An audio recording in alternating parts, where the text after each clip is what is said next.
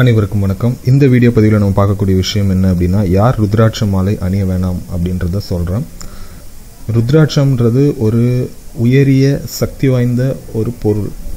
அதை தவறான முறையில் யூஸ் பண்ணால் தேவையில்லாத சில சைடு எஃபெக்டை ஃபேஸ் பண்ண வேண்டி இருக்குது. சின்ன வயசில் அதிகப்படியான ஆன்மீக விஷயங்களில் ஈடுபாடுகள் இல்லாமல், இல்லை கடவுள் நம்பிக்கை இல்லாமல், இல்லை இதை அணிஞ்சால் கடவுள் நம்பிக்கை வரும் அப்படின்னு யாரும் தயவு செஞ்சு அணியாதீங்க. அதுக்கப்புறம் மது அருந்தும் பழக்கம் இருக்கிறவங்க ருத்ராட்சம் அணிய வேண்டாம். அதாவது நான் எப்போவாவது ஒரு டைம் தான் ட்ரிங்க்ஸ் பண்ணுவேன், மந்த்லி ஒன்ஸ் இல்லை 2 மாதத்துக்கு ஒரு தடவை தான் நான் குடிக்கிறேன் அப்படின்ற பழக்கம் இருக்கிறவங்க கூட அணிய வேண்டாம்.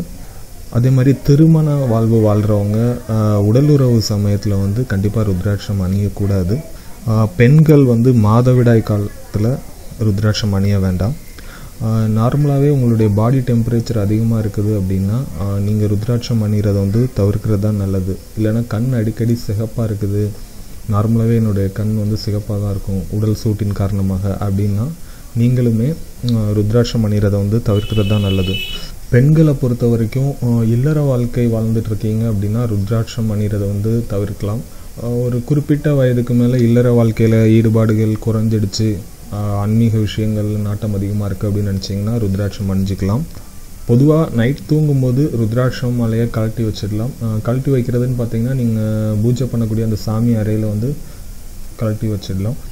சிலர் ஸ்டைலுக்காக அணியணும்னு நினைக்கிறாங்க. சிலர் நீங்கள் கொஞ்சம் ஒரு ஸ்பிரிச்சுவல் பர்சன்றது வெளி உலகத்தை காட்டிக்கணும் அப்படின்றதுக்காக அணியலாம்னு நினைக்கிறாங்க. ஸோ அவங்களாம் என்ன பண்ணலான்னா துளசி மாலைன்னு ஒன்று கிடைக்கும், அது அணிஞ்சிக்கலாம். அது பார்க்குறதுக்கு ருத்ராட்சம் மாதிரி இருக்காது.